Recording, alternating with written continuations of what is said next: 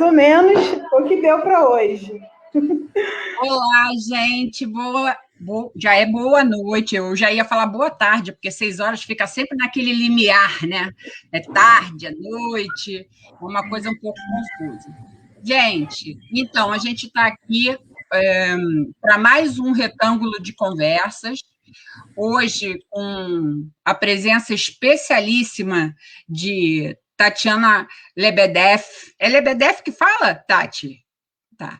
E Tiago Ribeiro, que eu já venho paquerando ele no Facebook há um tempão, eu não vou apresentá-los, eles vão se apresentar.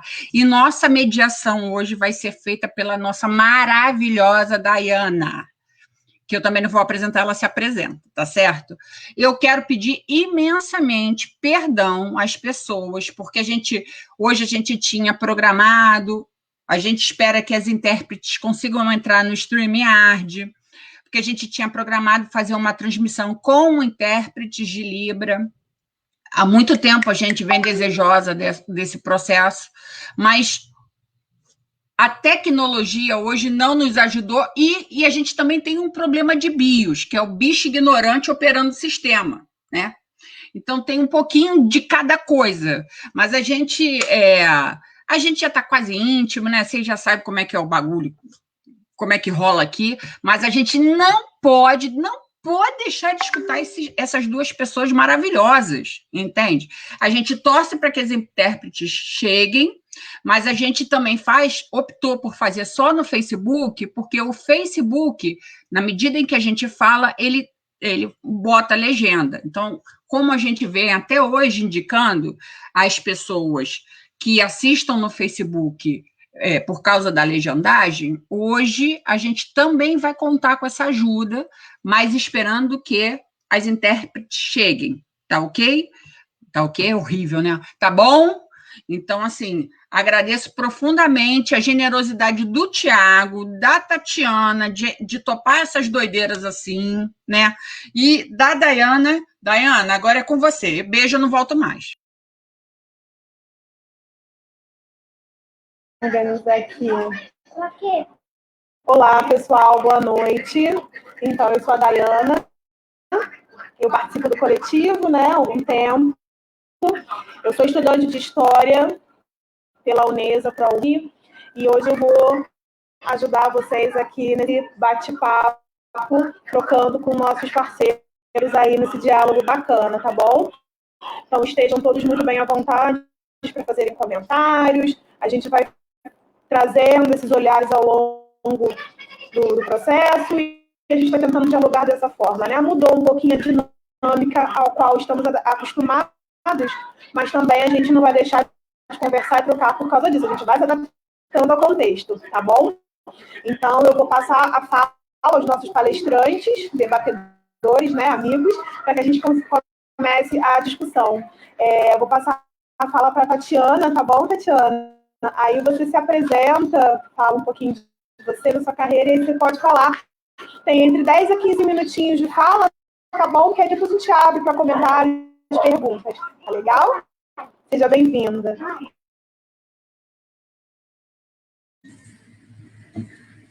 Bom, obrigada, boa noite a todos. Meu nome é Tatiana Lebedev, meu sinal é esse aqui.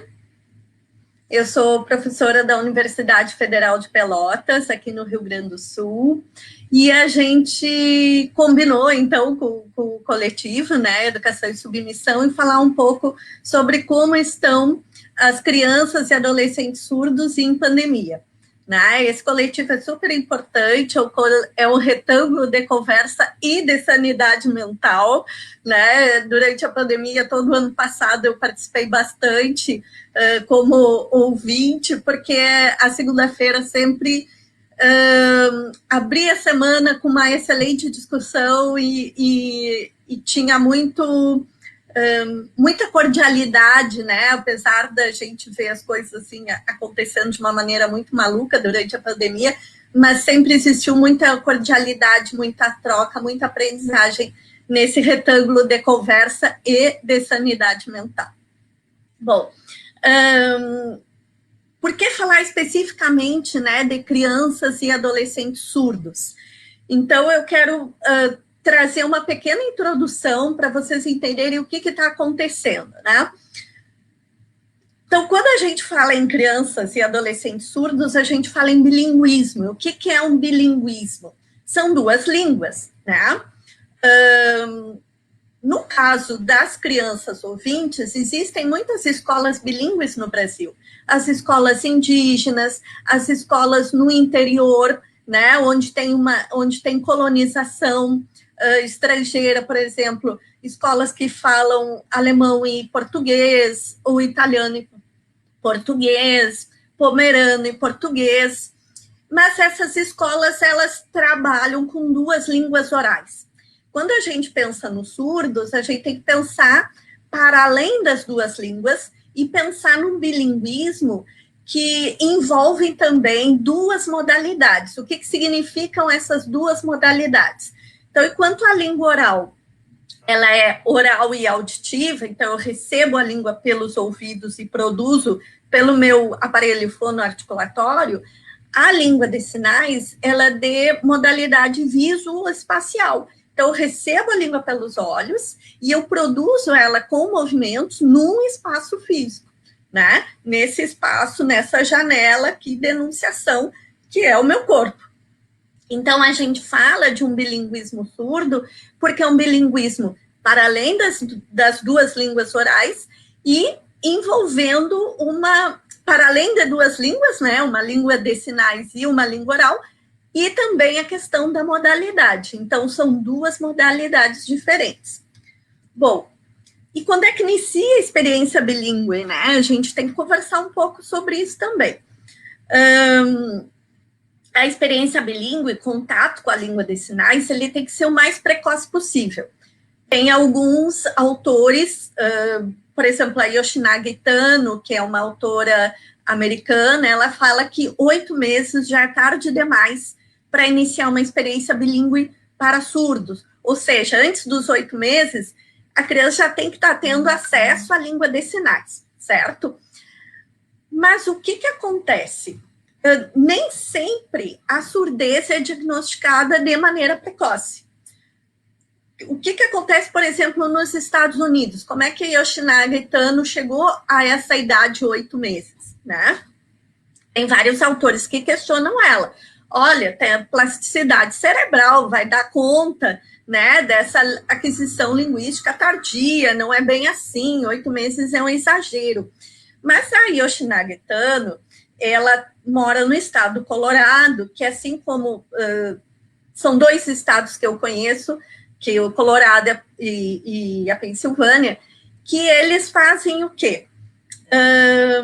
Quando nasce a criança, ela passa por um diagnóstico no hospital já, o teste da orelhinha, que alguns hospitais no Brasil nós temos, né? Não são todos os hospitais. E esse teste da orelhinha, a informação obviamente é dada para a família, mas essa informação ela é encaminhada para o setor educacional. Então, existe uma comunicação estreitíssima entre saúde e educação. Nasceu criança surda. Aí a família vai para casa com o bebê, com a informação, nossa, eu tenho filho surdo, o que eu faço agora? Lá nos Estados Unidos, depois que a criança está com 1 mês, eles vão na casa da família, com psicólogo, com assistente social, com professores surdos, para mostrar o que é surdez, o que é língua de sinais, quais são as opções educativas, quais são as alternativas, qual é o prognóstico, olha aqui, esse é um professor, né, surdo, tem a escola de surdos, tem que aprender língua de sinais, tem que se comunicar com o filho, como é que a gente lida comunicativamente com essa criança, os rearranjos, né, comunicacionais em casa, a ida para essa escola. Então, existe todo um preparo da família. No Brasil, essa informação, ela não é passada para a família. Então, os pais recebem o diagnóstico da surdez e a educação não fica sabendo.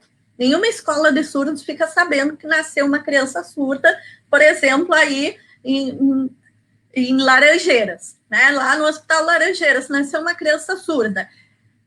Se comunica ao INES? Não, ninguém comunica ao INES, né? Então, a família que sai atrás. E aí, essa família faz uma peregrinação né, que a gente conhece bem, uma peregrinação por 300 médicos, por diversos especialistas, todo mundo tem um palpite, e essa criança, às vezes, ela chega tardiamente na escola, né, na escola de surdos, ela chega muitas vezes não com libras, não com língua de sinais, mas com um sistema linguístico que foi produzido em casa, que se chama sinais caseiros, e esses sinais caseiros, eles são do aqui e agora, né, porque esses sinais caseiros, eles são combinados.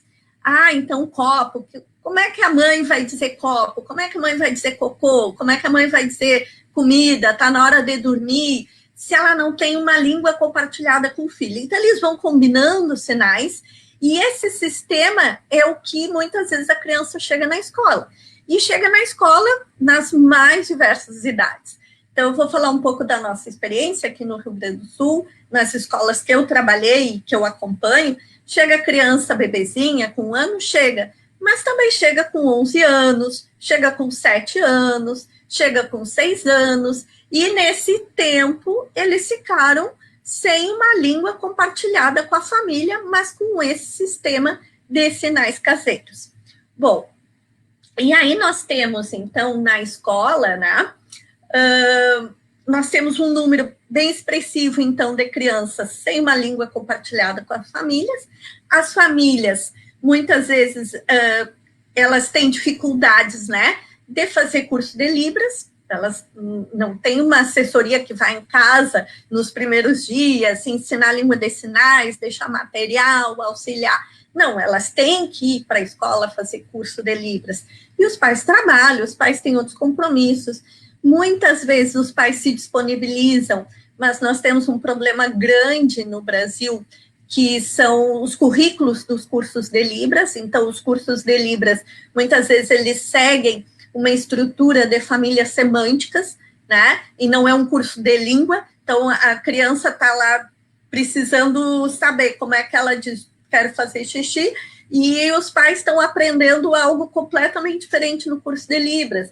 Então, falta uma revisão, né, nos currículos de curso de Libras para as famílias, que ficou um currículo muito engessado para os cursos de licenciatura a partir do decreto 5626. Então, nós vamos dar curso de Libras para licenciatura, se montou uma estrutura, e esse, muitas vezes, é a mesma estrutura que vai para os pais, só que a demanda linguística dos pais é completamente diferente da demanda linguística do aluno de graduação, do aluno de licenciatura. Então, tem uma grande evasão, né, por parte das famílias dos cursos de Libras ofertados nas escolas. Bom, então, a realidade que a gente tem, na maioria, numa expressiva maioria, é de famílias que não têm uma língua fluente, né, e compartilhada de maneira fluente com o seu filho surdo. Muitas vezes, em muitas famílias, tem uma só pessoa que sabe Libras, geralmente é a mãe estuda Libras, a mãe se comunica mais, e é ela que faz todo o papel de tradutora, de intérprete dentro da casa, né, na dinâmica familiar. Então, o que acontece? A escola de surdos, ou a escola para surdos, ou a escola bilíngue, né, tem o nome que tiver, mas essa escola onde a Libras é a língua de instrução, é a primeira língua, ela tem um papel central, ela tem um papel vital no desenvolvimento linguístico das crianças surdas, porque é lá que eles vão encontrar os modelos linguísticos, né? É lá que eles vão interagir com seus pares surdos, é lá que eles vão compartilhar língua, que vão produzir cultura, que vão compartilhar experiências surdas, porque na grande maioria dos casos, 95% dos casos, eles são os únicos surdos da família, né? Isso é um dado assim bastante expressivo. Eles são os únicos surdos da família. Muito raramente tu tens 2 irmãos ou 2 primos surdos, né? Lá que eles vão entender o que é a cultura surda, né? Modos de viver, de sentir, de interagir, de compreender o mundo que prescinde da audição, né? uma possibilidade cultural diferenciada, e o acesso a modelos culturais adultos, né, modelos linguísticos adultos, porque eles não enxergam adultos surdos, né, no seio familiar, não tem adulto surdo lá. Então, onde é que eles enxergam um adulto surdo, fluente em Libras, profissional, né? Inclusive, uma vez eu conheci um menino surdo, ele estava mais ou menos no 6º ano, e ele dizia que tinha muito medo de morrer, porque ele nunca tinha visto um surdo adulto. Então, essa é uma ideia que perpassa muito a cabeça das crianças, né? Principalmente essas que não têm contato com surdos adultos, que eles vão morrer muito cedo, porque não conhecem surdos adultos, e que eles são os únicos surdos do universo, porque eles não têm outros modelos, né? Não existem pares surdos, crianças surdas. Então, quando eles chegam na escola ou escola bilíngue para surdos, eles têm esse contato com a língua, né? Que tem uma potência enorme para o desenvolvimento deles, tá? Ai, Dani, eu esqueci de te pedir o PPT, mas agora deixa, eu acho que nós vamos assim. Bom, durante a pandemia, né, surgiu, assim, uma grande dúvida entre os educadores e os pesquisadores da área da educação de surdos, né? Como é que estão as interações linguísticas em casa? Né? O que está acontecendo com essas crianças e esses adolescentes? Os adolescentes, a gente já sabe que eles têm uma autonomia maior no uso dos dispositivos, né? Do celular, do tablet, do computador, e eles têm o WhatsApp, Facebook, se comunicam, eles têm mais autonomia e usam mais. Mas e as crianças, né? E as interações linguísticas com os pares, como é que eles estão fazendo? Então, isso começou a nos criar muito incômodo e indagações e começar a pensar o que está acontecendo. E aí, a gente tem discutido isso, né, nos grupos, tem tentado compreender como é que estão... que estratégias estão sendo utilizadas e como ajudar, como potencializar essas estratégias para as crianças poderem, né, poderem ter uma interação qualificada. Bom, eu tenho, inclusive, uma mestranda, a Aline Caster, esse é o sinal dela. A Aline está fazendo uma pesquisa sobre o que os professores estão fazendo e como os adolescentes estão se sentindo, né? O que está acontecendo durante a pandemia. Mas aí, como a gente vinha conversar aqui, eu fiz uma pequena enquete, não foi uma pesquisa, foi uma enquete, né, com as amigas do WhatsApp. Então, eu conversei com professoras do Rio Grande do Sul, do Paraná, de Santa Catarina, de Campina Grande, e de São Paulo, tá? Perguntando o que vocês estão fazendo, como é que as crianças estão interagindo, quais são as estratégias. Então, uma questão que apareceu foi o uso de plataformas, né? O Meet, o Classroom e o Messenger, para fazer chamadas em grupo. E nessas chamadas em grupo, o que se percebeu? Que foi necessário deixar alguns dias, alguns horários, só para os alunos interagirem entre eles, porque eles precisavam, para além do horário da aula, não era só o horário da aula, precisa de outro tempo para eles interagirem, para eles se verem, e sem nada combinado, sem nada marcado, não é atividade, é bater papo, porque eles estão distantes, eles não estão se vendo. Outra questão, usando muito, excessivamente, o WhatsApp privado dos professores, né? Então, os professores mandam vídeos, os alunos mandam vídeos para eles, tem uma interação muito grande por WhatsApp. E algumas até comentaram que elas precisaram criar rotinas, né? Estabelecer horários, porque os vídeos de WhatsApp chegavam sábado, domingo, de madrugada, qualquer hora. Né? Porque os alunos estavam ansiosos para se comunicar, para falar de si, para contar as coisas, para perguntar. Então, eles estão trabalhando, os professores estão dando muita orientação também, muito trabalho pelo WhatsApp, né? Então, não é só o papo, mas também fazendo orientações de maneira individualizada. Então, tem o grupo, tem o trabalho individualizado e tem esse acolhimento linguístico dos alunos que querem saber, né? Que querem conversar, que querem discutir. Tem situações assim bem complicadas, por exemplo, em situações de inclusão, né, que os alunos estão numa escola de ouvintes e que existe a classe de recursos, os alunos, eles têm aula com intérpretes. Então, aparece um intérprete. Só que os professores das turmas ouvintes, eles não estão conseguindo se limitar no tempo, né? Eles não conseguem limitar o tempo. Então, os estudantes surdos de sexta em diante, de ensino médio, que tem que assistir aula com o intérprete, eles estão se queixando de muito cansaço, porque eles têm que assistir o intérprete pela tela do celular, né? Então, é o professor, o PowerPoint e o quadradinho da intérprete. E isso, às vezes, a manhã inteira, ou a tarde inteira, ou a noite inteira. Então, os alunos surdos estão exaustos e as classes de apoio ou classes de recurso estão se comunicando com os professores ouvintes, mas eles não estão conseguindo diminuir esse tempo, né, que seria importante, inclusive, para os alunos ouvintes, né? Outra questão que aparece e que é bastante complicada é a famílias em extrema situação de vulnerabilidade, né?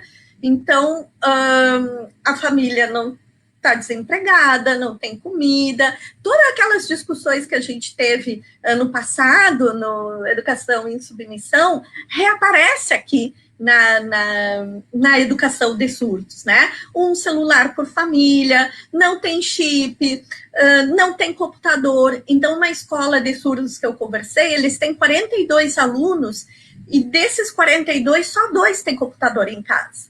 Então, vocês imaginem que toda atividade em língua de sinais, essa língua visual, na telinha do celular, né? Então, para o aluno surdo, fica muito complicado de enxergar numa tela tão pequena, né, toda a sinalização. Inclusive, assim, campanhas, né, para apadrinhar os alunos surdos. Então, algumas escolas fizeram campanhas de apadrinhamento de compra de chip de celular. Porque o que é dito? Sim, tem o kit. Então, muitas escolas trabalhando com o kit, leva o kit impresso. Então, uma das escolas tem a van do município. A van do município leva o kit impresso na casa de cada aluno surdo, né? Porque facilita. Mas eles não têm celular para ver a orientação do professor, para interagir e tal. Então, além de campanha pelos dispositivos, campanhas de apadrinhamento de chip, porque as crianças surdas precisam enxergar, elas não têm como acessar o conteúdo, né, ou por rádio, ou só ouvindo, como acontece em alguns lugares. Elas precisam visualizar, e para isso precisa vídeo, precisa dados, né? Então, algumas pessoas das comunidades estão apadrinhando as crianças surdas com vídeos, tá? Então, muito cansaço, tá? Tanto das crianças por conta de enxergar pequenininho, e muito cansaço também dos professores de uma demanda de produção de material que é muito maior, né, do que o ensino presencial. E para encerrar, porque eu vi que já esgotou o meu tempo aquele inicial, para a gente abrir para o Tiago e depois ir para a discussão, uma questão que foi geral, município, governo estadual, governo federal, é que ninguém entrou em contato com as escolas de surdos. Essa foi uma pergunta que eu fiz para todas as colegas e para todas as escolas com quem eu fiz essa pequena conversa, né, para entender melhor o que está acontecendo. Nem governos municipais, nem governos estaduais e nem governo federal entrou em contato com nenhuma das escolas de surdos para saber nem da conectividade, nem dos professores, nem das crianças, nem dos adolescentes, e nem com relação aos dispositivos. Então, o que a gente vê é uma tragédia geral, né, como a gente vê nas outras esferas, mas uma questão que nos preocupa é de que essa fragilidade, essa vulnerabilidade linguística que já tem, né, por não ter um contato precoce, muitas vezes, com a língua, e por esse distanciamento físico, que haja também esse isolamento linguístico das crianças surdas e dos adolescentes surdos. E que marcas, né, esse isolamento linguístico, podem deixar a longo prazo. E nós já vamos para o 2º ano de isolamento linguístico. Tá? Então, para abrir a nossa conversa, acho que foi isso. E agora eu passo para o Thiago aí a bola para ele seguir tocando. Agradeço, Tatiana, sua fala, muito importante, muitos pontos a serem, né, abordados e tratados, e a gente vai dar seguimento depois com alguns comentários sobre. Antes de chamar o Thiago, eu estou acompanhando aqui o movimento no Facebook, eu peço desculpas, eu sei que realmente é muito complicada a questão da acessibilidade nesse momento, né, principalmente para as pessoas que têm essa necessidade especial vinculada à surdez e que querem fazer parte, querem assistir e estão com um pouco de dificuldade. É só mesmo para eles tentarem, né, a partir do Facebook, ativar a legenda, tentar acessar, mas, de qualquer forma, o coletivo está se organizando para depois viabilizar isso. Houve uma dificuldade com os intérpretes também, que não conseguiram entrar por conta de conexão. Então, a gente vai rever tudo isso, tá bom? Para poder dar essa acessibilidade que, nesse contexto, principalmente, seria fundamental, né? Então, tá, agradeço você, Tatiana. Agora a gente vai chamar o Thiago. O Thiago vai se apresentar para a gente, vai falar um pouquinho.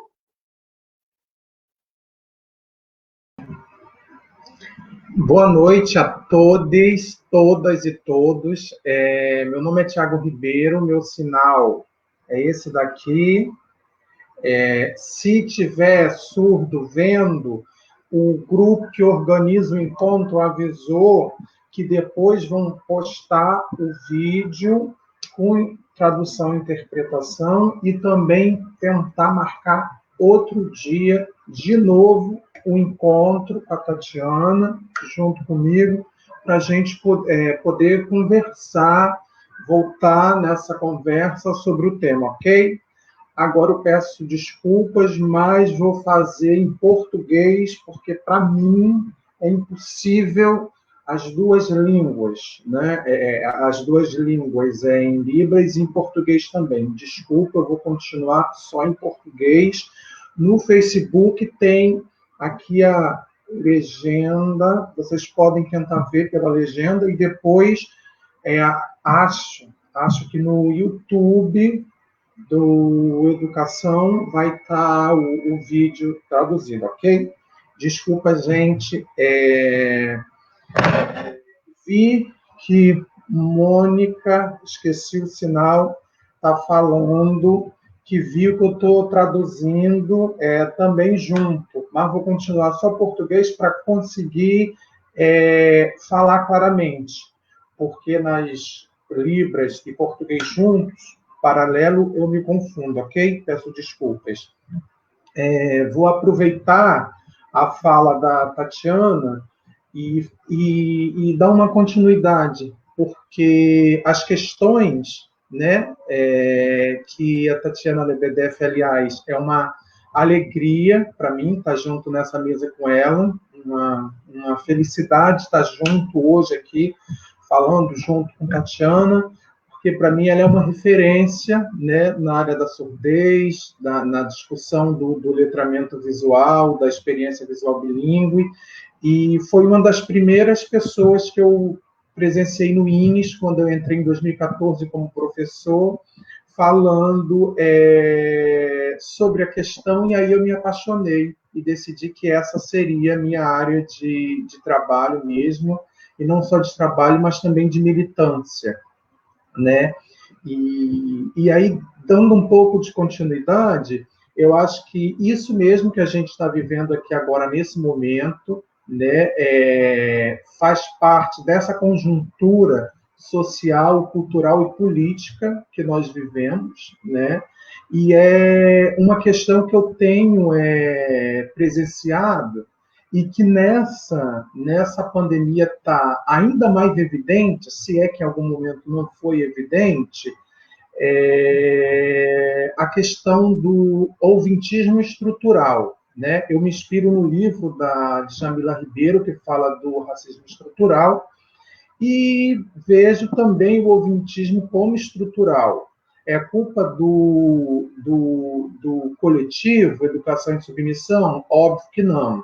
É culpa de uma escola inclusiva, que a inclusão seja tão mal feita, geralmente, com os estudantes surdos? Também não. É culpa das escolas bilíngues, que muitas escolas bilíngues não sejam bilíngues de verdade? Diria também que também não, porque não se trata de encontrar culpados, e sim de discutir responsabilidades na questão da educação de surdos, né? A nossa sociedade ouvinte foi estruturada a partir da lógica do modelo de ser, viver, pensar e existir do ouvinte, e a educação, os processos formativos, né, por conseguinte, estão grudados nos ouvidos, né? Mas o povo, as comunidades surdas, as pessoas surdas, como eu aprendi nesse livro aqui, maravilhoso, vou fazer a propaganda, da Tatiana, Letramento Visual e Surdez, pela WK, que ela traz a metáfora do povo do olho. O surdo sendo o povo do olho, e como a própria comunidade surda nos ensina, que a surdez não é uma deficiência, senão uma experiência visual, isso nos traz implicações pedagógicas, filosóficas, de pensar que é um grupo, né, linguístico que constrói seu mundo subjetivo e de sentido a partir da visão. Então, nos traz o desafio de descolar um pouco a educação, os processos sociais dos ouvidos e investir mais nos olhos, né? Por que eu estou falando isso? Porque traz toda uma reflexão para a gente pensar na pandemia e para além da pandemia, né? Se para nós, ou muitos de nós ouvintes, ou para alguns, o isolamento social está significando isolamento linguístico também por conta da desigualdade, da pobreza, da falta de conexão, para o surdo, historicamente, o isolamento linguístico tem acontecido para além da existência de uma pandemia ou não. Porque em muitas escolas bilíngues, ou em muitas escolas que se dizem inclusivas, o surdo não tem garantido o direito, né, de pensar, de construir, de se instruir, de comunicar-se, de expressar-se, de trocar, de intercambiar, de se constituir a partir da língua de sinais. E a gente sabe muito bem... Está sem som. Mil perdões, mas é porque a Elisângela, que é uma das intérpretes, chegou. Você me permite colocá-la dentro da sala e depois, quando acabar a fala de vocês, eu vou entrar e vou, enfim, pedir 1 milhão de perdões, assim, porque realmente a conexão hoje foi... Pode ser? Elisângela, muito obrigada, tá? E aí, quando for para modificar, vocês me avisem, por favor, no chat, ok?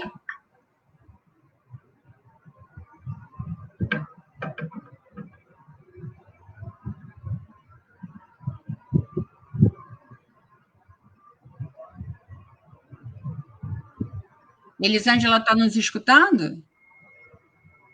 Tá vendo? A conexão está muito ruim, gente. Então, eu vou botar... Rosana, posso colocar você?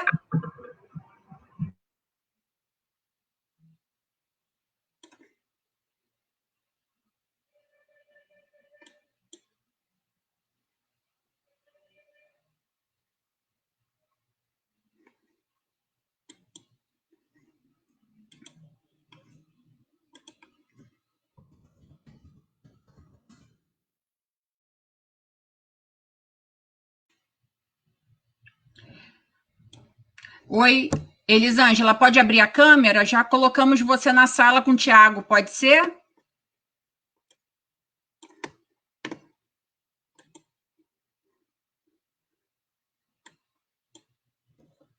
Oi, Elisângela.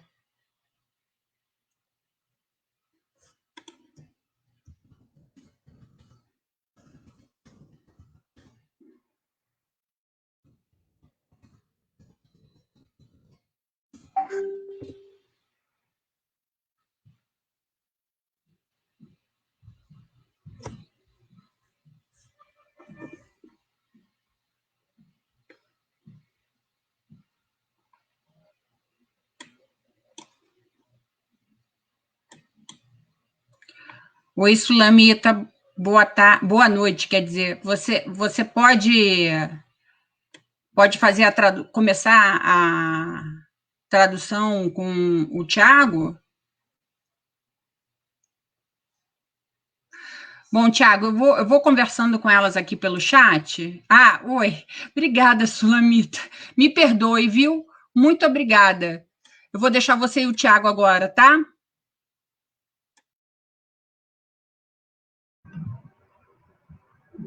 Boa noite, Sulamita. Consegue me ouvir? Ó, meu sinal é esse, viu?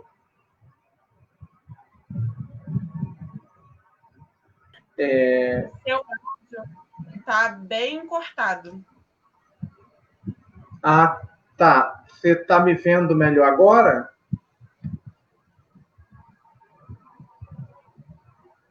Eu acho. A sua imagem está travada, mas eu consigo te ouvir. Tá bom. Então vou seguir. Para mim, a sua imagem também está travada, mas eu não sei se a minha conexão é a sua, então eu vou pedir para o público, se não estiver vendo algum de nós dois, que avise, tá? Boa noite de novo a todos. Tentando retomar a conversa, tá? E dando prosseguimento. Enfim, para poder resumir um pouco, ser mais direto na minha fala e a gente poder conversar, eu vou apenas trazer um caso, né, que aconteceu no ano passado, antes da pandemia, lá do INES. Eu sou professor dos anos iniciais de educação básica, sou pedagogo de formação e tenho um grande orgulho de atuar com jovens e adultos surdos que chegam à escola com às vezes com muito tempo de vida sem contato com uma língua, né? Então, a gente está falando de jovens de 15, às vezes de 20, pessoas de 30 ou até mais idade que chega à escola. Pessoas, então, portanto, que já estavam vivendo esse processo de isolamento linguístico, né? Meninas que chegam às escolas de 18 anos... desculpa, alguém está pedindo o nome do livro da Tatiana, mas já puseram no chat. Então, voltando, a gente está falando de pessoas que às vezes chegam à escola sem saber seu próprio nome, sem saber sua idade, sem saber onde mora, e que é na escola que vão se constituir como sujeitos, né, que vão entender-se surdas, que vão saber seu nome, inclusive histórias duras de meninas que entram na escola sem língua e que apenas depois de anos estudando, aprendem língua de sinais, conseguem, por exemplo, denunciar abusos, violências sexuais, físicas, que vivem muitas vezes em casa, e que pela ausência de uma língua, por estarem isoladas, né, linguisticamente, dentro da sua própria casa, dentro da sua própria rua, bairro, cidade, mundo, elas sofrem diferentes formas de violência, além da violência do descaso do Estado. Como a Tatiana colocou muito bem, há exemplos de países e experiências fora do Brasil que, quando um surdo nasce, ele é encaminhado para o serviço de educação, tem um acolhimento à família no serviço de saúde, serviço social. Aqui no Brasil, a gente precisa fazer um movimento diferente que é a educação começar a colocar o bedelho na saúde. Em que sentido? Os médicos, né, pediatras, fonos, muitos, também precisam ser formados e entenderem que, de um ponto de vista linguístico, o surdo não é deficiente, ele é um sujeito com experiência visual. E por que eu estou dizendo isso? Porque ainda hoje, no século XXI, na nossa nação, que parece voltar no tempo, voltar para muitos, né, na Idade Média, para outros voltar para os anos 60, 1960, em matéria de educação e educação de surdos, a gente também voltou e tem voltado muito, né?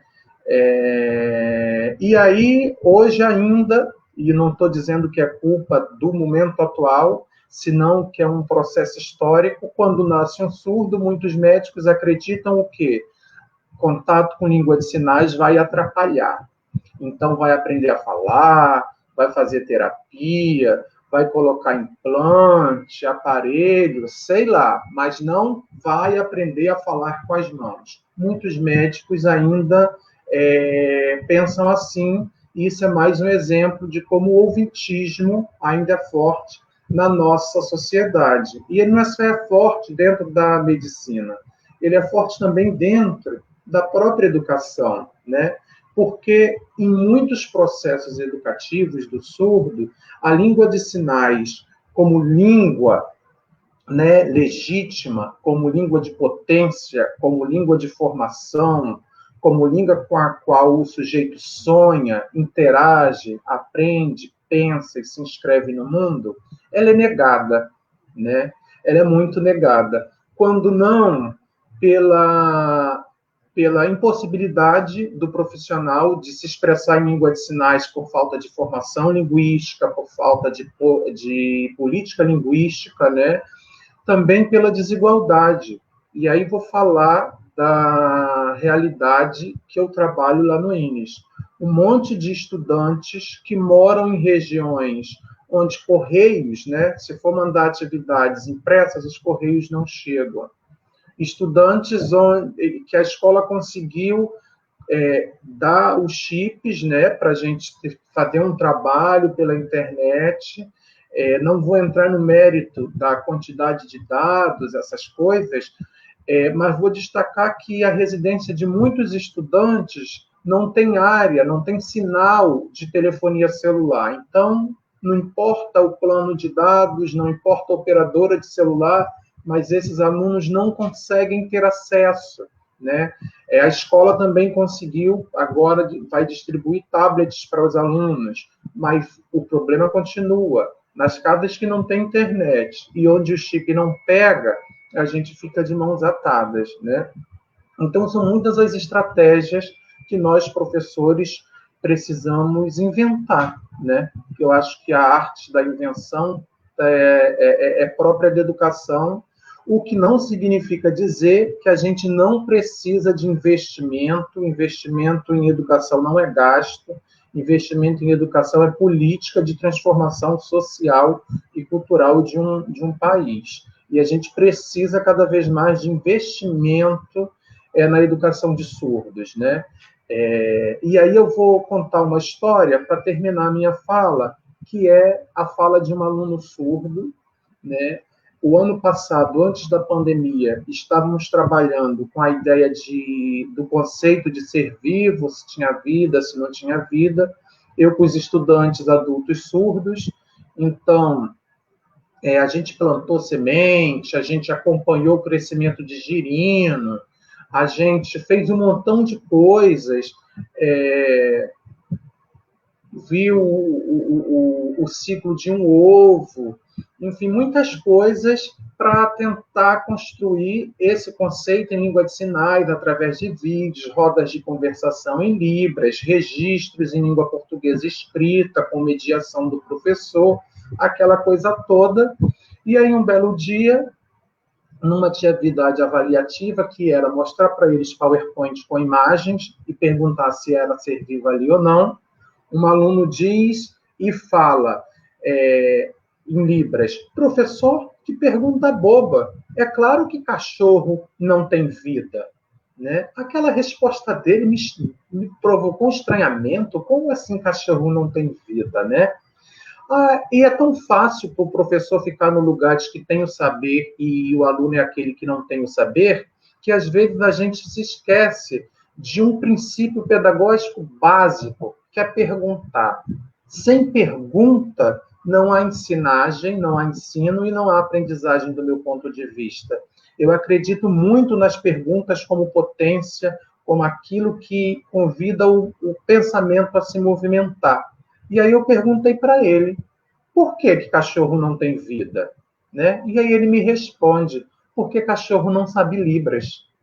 Aquela resposta dele me colocou muito a pensar e eu acho que nos convida a pensar muito sobre esse período pandêmico em especial e sobre a educação de surdos de uma forma geral. O que significa para um estudante dizer que a sua língua é condição de vida, é condição vital? O que significa para um estudante ter sua língua como língua de instrução, como língua de relação, como presença forte e pulsante no cotidiano da escola? O que significa para um estudante olhar para os espaços da escola e ver que esse espaço é habitado por sua língua, e ver que os corpos que circulam na escola são corpos sinalizantes, que as culturas surdas, que as visualidades são dimensões vivas dentro da escola, né? Porque se na escola entra o estudante, mas a sua história, a sua biografia, a sua cultura ficam do lado de fora, a gente tem muitas questões. Se o sujeito, educação para mim tem a ver com a possibilidade de tecer conversação e de criar comunidade, de compartilhar sentidos, né, e conhecimentos criados por outros nesse mundo e que a gente transforma e põe e deixa também para os demais. Ou seja, educação tem a ver com a possibilidade de nascer e de continuar, né? De se transformar nesse percurso. E aí eu pergunto, sem linguagem, sem língua, sem conversa, sem partilhar sentidos comuns de mundo, que ideias, que processos a gente pode compartilhar, né? Eu me coloco muito nesse lugar, no lugar de um professor escutador, que escuta com os olhos, que escuta com o corpo, e que tenta aprender nessa relação. Acho que nesse período de pandemia, por exemplo, quando eu estou em uma live, como já aconteceu, uma live sem interpretação, que foi uma entrevista que eu participei no YouTube, no Instagram, e aparece um estudante surdo deixando mensagem dizendo que queria me ver porque estava com saudade, ele está dizendo muitas coisas sobre esse isolamento linguístico. E a gente, cada um de nós, precisamos exercitar o gesto da humildade também, como um gesto educativo, olhar para nós, olhar para esses processos e tentar de alguma forma um contato mínimo que seja, sabe? Porque às vezes os gestos mínimos eles têm uma potência enorme. Lá no INES a gente está trabalhando com o Google Classroom, que não tem dado tão certo para algumas realidades setoriais, porque lá a gente atende desde a educação infantil até o mestrado. Então, não estou generalizando. Mas, por exemplo, no setor onde eu dou aula, que é o noturno, estudantes, trabalhadores, tal, o Google Classroom não está sendo uma boa opção. Então, o que aconteceu? Alguns professores, juntos com a ajuda de um técnico, criaram grupos de WhatsApp para cada turma, e como a Tatiana falou, no WhatsApp, nos grupos, estão acontecendo mais interações. A gente envia vídeos, a gente recebe vídeos, e estamos aí nesse processo de criar, de inventar, de testar, de tatear, para ver o que é isso da possibilidade minimamente de uma relação bilíngue em tempos de pandemia? Acho que a resposta ninguém tem ainda, mas a gente está nesse processo de tentar descobrir e que talvez as potências passem por essa acolhida, por essa escuta visual, por essa valorização e reconhecimento da língua de sinais. É isso. E, bom, vou ficando por aqui para a gente poder conversar um pouquinho. Eu não sei como está meu tempo. Gente, desculpa, estou entrando aqui, vou botar a Tati também, porque não sei se as intérpretes que estão na sala, elas conhecem como é que é o funcionamento do StreamYard. E a gente tem um chat interno, onde elas podem me dizer, porque eu ignoro, Thiago.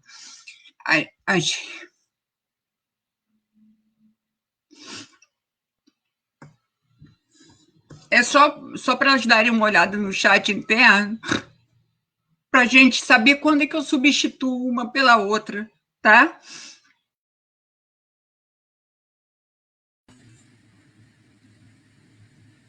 Dani, querida, fique calma, é assim mesmo. Já deu muita pane em outros eventos que a gente participou, né, Thiago? Depois a gente faz um outro dia, um outro bate-papo, chama mais gente. Não se estresse, fique zen, tá tudo bonito, lindo e maravilhoso aqui. O pessoal compreende, a gente tem sempre pepino assim. Com as questões tecnológicas, tem, não tem intérprete, então, easy, fique calma. Queria falar com o Thiago, enquanto dá esse movimento aí interno, que Thiago, tu é um poeta, eu adoro te ouvir, eu amo te ouvir, e eu queria retomar um pouco o que tu falaste sobre a questão da saudade, né? Vários alunos falaram para as professoras que eu conversei, né, que eles estão com saudades. E como isso pesa, né? Porque a gente sabe que as crianças estão com saudades, nós estamos com saudades de dar aula presencial, de ir para a escola, de ir para a faculdade, de estar com os alunos, de estar, enfim, nos lugares públicos com os nossos afetos. Mas as crianças surdas, todos estão relatando que estão com saudades, e essa saudade pesa justamente o que tu falaste, o teu aluno foi atrás de ti na live do Instagram, né? Eles estão procurando, né? Os alunos do ensino médio e do ensino superior, esses que têm mais acesso a Facebook e tal, eles estão procurando os eventos que tenha língua de sinais, né? E como isso está pesando para eles e como isso está pesando no coração dos professores. Hoje eu estava conversando com uma que estava às lágrimas. Ela disse, professor, ela disse, eu queria levar todos para minha casa. Ela trabalha com educação infantil e eles, né, do celularzinho, sinalizando para ela, eles têm um tempinho pequeno por tarde ali. E outra coisa, ela comentando do Messenger, essa questão da tecnologia, que tu falaste, os teus alunos não... Tem lugares que não pega, a internet não pega. E aí a criança, às vezes, não fica só na casa dela. Tem uma tia que cuida um dia, o avô cuida no outro dia, porque a mãe sai para trabalhar. Então, essa professora, que é minha amiga, ela disse assim, eu sou amiga de todos os familiares no Messenger. E eu tenho que perguntar, onde a fulana, onde a Alice vai estar hoje à tarde? Né? Onde que ela vai estar hoje à tarde? Para eu poder chamar pelo Messenger aquela pessoa. Porque é criança, ela não vai achar. Então, é a professora que tem que ficar campeando, né? Procurando onde é que está a criança, em que casa ela está hoje. Então, ela está com toda a família de amiga no Facebook. Então, são situações duras, né? E que perpassam a vida das escolas, das crianças. Como lidar com isso, né? Isso é uma coisa tão bonita que você está falando, Tatiana, e que eu sinto assim também, E, assim, eu acho que a pandemia tem trazido muitas coisas, né? E uma delas é esse corpo que não consegue conter os sentimentos, né? Você fala da saudade, eu acho também o afeto como essa força, e como transpira aqui nessa live, né? Eu tenho um monte de aluno que, às vezes, domingo, quase meia-noite, tá lá, começa a chamar no Messenger uma chamada de vídeo, e aí, claro, compete a gente também trabalhar a questão do limite. O não atender também é uma colocação. Tem colega que fica chateado, aborrecido. Eu leio como um indício, um sinal de quão afetiva é a educação e de quanta carência afetiva também esses tempos nos trazem, mas também desejo, né? Que a gente está aqui numa live que teve todos os problemas técnicos, como muitas lives e como muitas aulas. A gente está dando aula online, isso é bom que aconteça aqui para mostrar também como é o cotidiano das nossas aulas online, né? Mas, assim, tem aqui, eu estou acompanhando aqui do lado, por isso que às vezes eu olho aqui no celular, mais de 60 pessoas nos acompanhando. Tem um bocado de colegas surdos, nervosos, ansiosos, se tem sinalização, se não tem sinalização. Isso tudo, do meu ponto de vista, são indícios de como os tempos pandêmicos são tempos também que reafirmam a educação como presença, a importância da escola como presença, como roda de conversação, como viver coisas juntos, né? E eu acho que é isso que você está trazendo também, e é isso que eu sinto também na escola, e a escola que a gente quer antes e durante e depois, né, da pandemia. Eu tenho lido coisas lindas que você tem postado no Facebook, como um diário, e fala dessa educação que eu acredito, como a educação como um ateliê de descoberta e de criação do mundo, sabe? E sem presença, sem língua, sem interação, eu duvido muito que possa existir essa educação como ateliê de criação e descoberta do mundo que a gente tanto quer para as crianças, ouvintes e surdas, independente se a sua língua é visual, se a sua língua é oral, mas a gente quer essa educação e a gente acredita que em educação de surdos esse processo não se dê sem que a língua de sinais, as artes, as expressões surdas estejam ali pulsantes de vida, né? Uhum.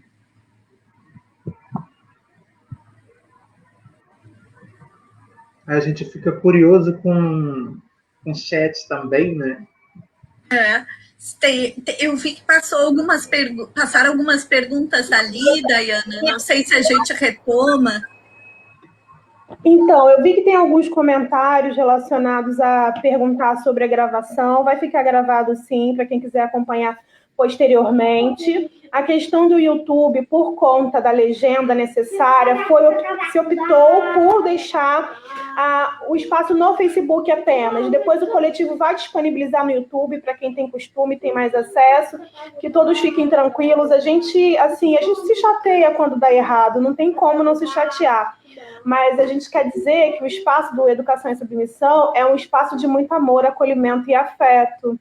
Então, a gente se acolhe até nesses momentos, tem que se acolher e fazer com que a coisa continue, porque, sabe, é isso que a gente sabe fazer, é isso que a gente consegue produzir dentro de um contexto de necessidade de não só exploração acadêmica, mas também de acolhimento de pessoas, né? Então, a gente realmente reforça essa questão do pedido de desculpas. Que bom que as intérpretes conseguiram entrar, tá? Existem, a gente quer deixar claro que o modelo, para quem está acostumado a participar, é de entrada pelo chat, ou então pelos comentários pelas redes sociais, ou no próprio Meet. Como a gente hoje está nessa dinâmica, a gente pede que quem quiser fazer pergunta, eu li alguns comentários, como que a gente vai perguntar? Como que a gente vai interagir com eles? façam as perguntas e comentários pelo chat do Facebook, que aí eu vou repassando, a própria Dani vai colocando os comentários, como ela fez anteriormente, aí na tela para a gente ver, tá bom?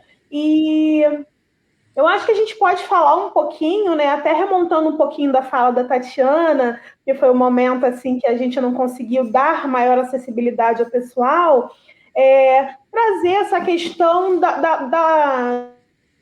de como que as instituições públicas, como que esses contextos que deveriam fortalecer e fomentar uma rede de apoio a essas famílias, podem se ajustar, podem se colocar à disposição para poder fazer com que isso fique mais facilitado para a família, porque realmente, até na minha expertise, na minha vivência diária, eu vejo isso a partir de uma amiga que tem uma filha, que ela foi diagnosticada, ela atualmente fez uma cirurgia, mas existe todo um processo que é longo e ela passou praticamente 2 anos correndo por conta própria, ouvindo que a filha era autista e que ela não era surda.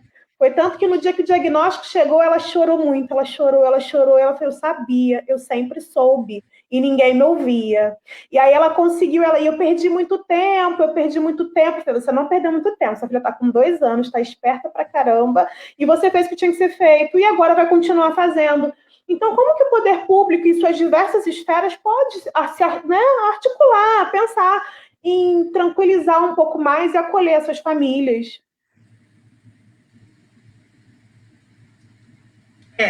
O Thiago falou antes da questão do ouvintismo estrutural, né? Eu acho que nós, na educação, nós passamos muito por isso. Muitas vezes a palavra do médico, ela tem mais peso, mais poder que a do professor, né? Então, o que acontece no Brasil? Né? No Brasil, a área da neurologia estuda surdez por um viés cultural. A área da otorrinolaringologia, ou seja, os médicos otorrinos, que são os que põem implante, que põem aparelho, eles estudam surdez por um viés clínico-terapêutico, tá? E a recomendação é bem aquilo que o Thiago falou, não pode ter contato com o surdo, se for aprender língua de sinais, vai atrasar, e uma série de mitos, né? Sendo que tem pesquisas binacionais, pesquisas de grupos que envolvem fonoaudiólogas, linguistas, médicos, neurologistas, que mostram justamente o contrário, que a língua de sinais ela vai potencializar a aquisição linguística da própria língua, né, da sua L1, e também a L2, né? Então, é algo muito sério. Eu acho que as escolas, elas têm que brigar mais por esse espaço, né? Eu acho que a gente fica muito no nosso mundinho e a gente tem que brigar mais por esse espaço e se afirmar mais como lugar de produção de conhecimento, de produção de ciência, né? Porque, por exemplo, o INES tem um curso de mestrado, lá se produz muito conhecimento, tem anos de expertise, tem anos de estudo da área da educação de surdos. Então, por que o INES não pode ter um espaço mais relevante, né, na hora desse diagnóstico, na hora de saber o que essa criança precisa, né? Teve uma escola que eu fiz o meu pós-doutorado nos Estados Unidos, que a criança só recebia implante coclear, a criança só saía da escola de surdos se a escola desse o aval, se a escola desse um laudo dizendo, sim, esta criança pode ter um implante coclear. Porque a escola era o lugar onde a criança permanecia quase que 8 horas diárias. Era na escola que a criança tinha todo o seu desenvolvimento linguístico, cognitivo, encontro com os pares. Então, a escola tinha um poder na hora da avaliação, da cirurgia, do aparelho, da saída da escola, que era, assim, determinante. criança só ia para o implante coclear se a escola dissesse essa criança tem condições de aproveitar esse implante. Então, no Brasil, nós estamos muito tímidos ainda. E eu acho que é muito esse lugar, esse local que a educação é colocada, né? Como menos importante que a medicina, ou... Não sei, né? Eu acho que isso a gente tem que pesquisar, estudar e brigar muito ainda também, né? Ok, Tiago, você quer comentar mais um pouquinho? Não, eu fico escutando Tatiana e fico me deliciando, como sempre, assim, pensando, refletindo. E a Luciana Andréia, professora, que eu tenho orgulho de trabalhar junto, que me recebeu assim no colo quando eu cheguei ao INES, lembrando que nós temos estudantes com 50 anos que às vezes chegam sem língua. E isso que a gente estava falando dos alunos procurarem toda hora, aqui já estava tocando o meu Messenger com uma chamada de vídeo com os estudantes, né? Enfim, gente, tanta coisa que eu acho que a gente precisa seguir conversando, pensando e repetindo, que às vezes é repetir para ressoar diferente em alguns corpos, em alguns olhos, em alguns ouvidos, porque às vezes parece, nossa, lá vem ele falar o óbvio, mas o óbvio para mim é o estranho para o outro, né? E vice-versa. Então, por isso, a importância mesmo desses retângulos, desses retângulos circulares e da gente poder se ver, né? Se escutar visualmente, se escutar através dos ouvidos, das emoções, que a Dani, com o choro dela aqui, falou tanta coisa, e falou tanta coisa bonita para a gente, da proposta desse evento, do que é, né, esse transbordamento. E eu acredito que é isso, que educação é afeto e afetação, e que a gente precisa também se deixar afetar pelos estudantes.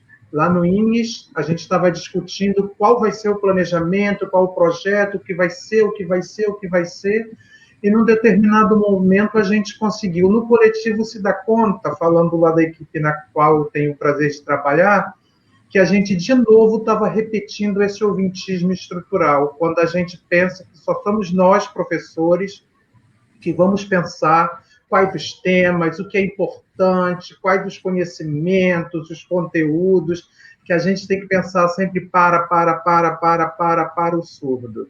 E aí a gente parou e pensou, se a gente fizer o inverso, e se nós perguntarmos para eles quais são as perguntas que eles se fazem, os temas que eles têm curiosidade e os desejos que os movem a estudar, para tentar fazer um planejamento a partir daí, e não do que nós queremos levar para eles, senão o que eles têm a nos oferecer e o que eles querem da gente. A gente está nesse processo, né? Aí a gente descobriu que o Google Classroom não é interativo. Quando a gente migra também com alguns grupos de WhatsApp, a interação começa a virar outra coisa e, bom, agora é o momento de a gente descobrir no acontecimento, porque a aula também é acontecimento, né? Enfim, é isso que eu gostaria de acrescer. Teve um comentário que passou bem interessante de uma criança que está numa turma inclusiva, né, com uma inclusão, e que ela não consegue interagir 100%, né? Porque os colegas não estão acostumados a interagir com a criança surda online. E aí eu me pergunto, será que eles estão acostumados a interagir com essa criança em sala de aula? Será que eles têm língua para isso? Né? A gente sabe que o AEE, o Atendimento Educacional Especializado, ele é uma alternativa em muitos lugares, muitas cidades e muitos bairros que não tem escola bilíngues, né? Escolas com língua de instrução Libras.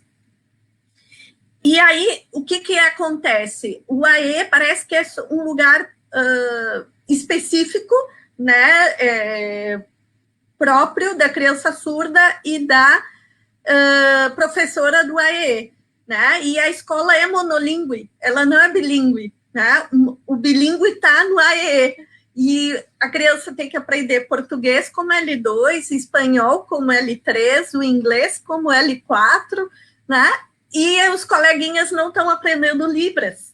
Então, esse é um dado seríssimo que a gente tem que pensar, né? Então, se ela tem que aprender 3, 4 línguas, por que os colegas não aprendem Libras para interagir com ela? Então, eu acho que muitas vezes essa que está pipocando, né, nas crianças que estão incluídas, que os colegas não interagem, é porque não interagiam também lá no presencial, porque eles também não têm essa língua de interação. A escola é monolíngue, né? O bilinguismo está nessa linha do AE, está na intérprete e acabou. Né? Então, isso é muito duro da gente dizer, mas a gente precisa dizer e precisa questionar, né? Seria justamente uma pergunta que eu faria, porque um movimento que eu tenho percebido em alguns locais é de voltar com a estrutura onde eles se aglomerem, até por conta da questão do profissional, da ausência do profissional tradutor, que vai acompanhar cada criança individualmente, né? Para poder fazer com que ela interaja e consiga entender o que acontece. E aqui, por exemplo, onde eu resido, aconteceu esse movimento de eles juntarem todas as crianças em uma única escola por conta da falta de profissional. E sabe que tem uma questão, mas também que tem outra questão que está sendo negligenciada, que é a socialização dessa criança, que tem a questão da surdez, dentro de um espaço comum, que é fundamental também para ela se inserir depois na sociedade como um todo, não só na questão educacional, mas para a vida, né? Então, eu vou ler aqui alguns comentários, a Dani ficou de subir para mim aqui, os comentários, para a gente poder falar mais um pouquinho, né? Discussão muito importante. Gostaria de chamar a atenção que hoje temos lutado pela fonoaudiologia bilíngue, que pode auxiliar as famílias e desmistificar a surdez como deficiência e a língua surda que interfere na aquisição da oralidade. Isso é um equívoco. Acreditamos que a língua surda, como primeira língua, é fundamental para a subjetivação da pessoa surda. Felizmente, hoje, a educação e saúde podem somar para a pessoa surda. A gente pode começar a falar um pouquinho também sobre esse comentário e pensar, de repente, o que vem acontecendo no contexto político, governamental, público, que vem reforçando esse tipo de posicionamento que já não é mais tão adequado, né? Que já se vinha superando e que atualmente as pessoas vêm tentando retroceder. Eu queria fazer um comentário sobre a colocação da Desirê, sobre a fonoaudiologia bilíngue. Tem um texto maravilhoso que é da Ronice Quadros, com a Karina Cruz e mais 2 autoras, e o título é... Ai, meu Deus, perdi aqui. Mosaico da linguagem das crianças bilíngues bimodais, tá? Mosaico da linguagem das crianças bilíngues bimodais. Esse é um trabalho que vale a pena levar para os médicos, né? Levar para as escolas que não estão trabalhando de forma bilíngue e também ler e discutir com as famílias, explicar para as famílias como a língua de sinais potencializa o desenvolvimento, inclusive da língua oral posteriormente. Né? Então, esse é um artigo super importante para a gente ter embaixo do braço, assim, para argumentar, né, essa posição. E a gente sabe, Dayana, que muito da inclusão, no que toca aos surdos, tem a ver com economia, né? Então, o que os governantes dizem? É caro uma escola para surdos. Né? Tem poucas crianças e muitos profissionais. É caro uma escola para surdos. Mas era aquilo que o Tiago dizia, é investimento, né? Não é gasto. A gente investe na educação das crianças. Né? A gente precisa, sim, usar dessa verba que se tem e dar uma educação de qualidade. Tem estudos muito antigos que explicam, assim, estudos feitos nos Estados Unidos para dizer como é importante dar uma educação de qualidade para as pessoas com diferenças, sejam elas quais forem, né? Então, eles dizem, a cada $1 que tu gasta na educação, né, de uma criança, tu tem de retorno $6. Então, se a gente tem que justificar pela questão econômica, que a educação do surdo é cara, mas ela precisa ser de qualidade, então vamos justificar economicamente. A cada $1 gasto, tu vai ter 6 de retorno. Então, não é um mau negócio, né? Mas a gente tem que ser mais direto às vezes, né? Porque não é qualquer coisa que a gente precisa fazer, a gente precisa dar uma educação potente para as crianças surdas. E a inclusão, muitas vezes, ela é pensada como economia de gastos, né? Mas a gente não pode pensar por esse viés. A gente tem que dar condições dos sujeitos se desenvolverem. Perfeito, perfeito. Tiago, você complementa? Quer falar? Tem uma pergunta no chat sobre educação infantil. Pode compartilhar. É a seguinte: como vocês veem a situação da criança surda de educação infantil, que ainda está em processo de aquisição da língua nesse momento de isolamento? Olha, momento, né, agora social. Essa é uma questão que é, do meu ponto de vista, problemática mesmo antes do isolamento, né? E aí eu vou falar lá do INES, da realidade do INES. O INES, o Instituto Nacional de Educação de Surdos em Laranjeiras, no Rio de Janeiro, não é uma escola de bairro, é uma escola que recebe estudantes de praticamente todas as regiões do estado do Rio de Janeiro, né? De todos os bairros, inclusive os mais distantes da cidade do Rio de Janeiro também, estudantes que passam, às vezes, 3 horas de deslocamento para chegarem à escola com 2, 3 conduções, e que, portanto, assim, a quantidade de ausência, de atrasos, é muito grande, né? E muitas crianças surdas nessa faixa etária que não têm contato com a escola, mesmo fora da pandemia. Durante a pandemia, essas questões estão potencializadas, né?